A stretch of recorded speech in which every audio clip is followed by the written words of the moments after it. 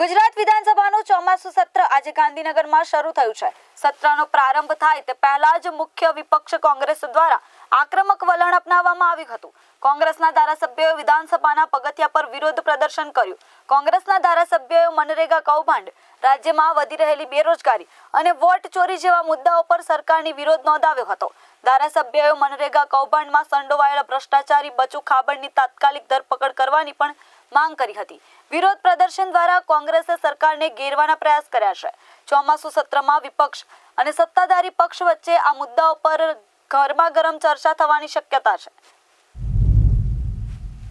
मनरेगा योजना केंद्र सरकार लावવામાં આવી હતી।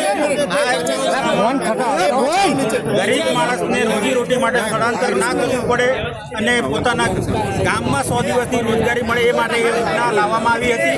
આ ગરીબોને રોજગારી આપવાને બદલે આ યોજના ગુજરાતમાં ભારતીય જનતા પાર્ટીનો સરપંચ હોય, તાલુકા પંચાયતનો સભ્ય હોય, જિલ્લા પંચાયતનો સભ્ય હોય, ધારાસભ્ય હોય કે ગુજરાત સરકારનો મંત્રી હોય કે મંત્રી પુત્ર હોય, એને કમાણી માટેનું એક સાધન બનાવી દેવામાં આવ્યું હોય ત્યારે માત્ર આ પ્રશ્ન દાહોદ જિલ્લાનો નથી પણ સમગ્ર ગુજરાતમાં ભારતીય જનતા પાર્ટીના સાથે જોડાયેલા લોકો આ યોજનાને એક કમાણીનું સાધન બનાવીને કરોડો રૂપિયાનો ભ્રષ્ટાચાર આચરી રહ્યા હોય ત્યારે સમગ્ર ગુજરાતમાં આ મનરેગા યોજનાના થતા કામોની તપાસની અમે માગણી કરીએ છીએ।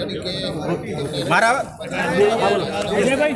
ભોસીના તાલુકાની વાત કરીશ તો 8 જેટલા ચેકડેમ જેની કિંમત હતી 1,55,00,000 રૂપિયા, 1,55,00,000 રૂપિયા 22-23માં ચૂકવી દેવામાં આવ્યા છે। આજે પણ એક પણ ચેકડેમ હજી સુધી બનવામાં આવ્યો નથી।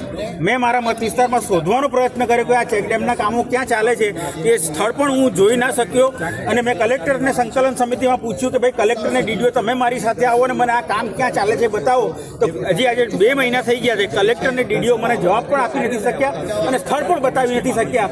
એના પરથી જ સાબિત થાય છે કે આમાં કેટલો ભ્રષ્ટાચાર ચાલી રહ્યો છે।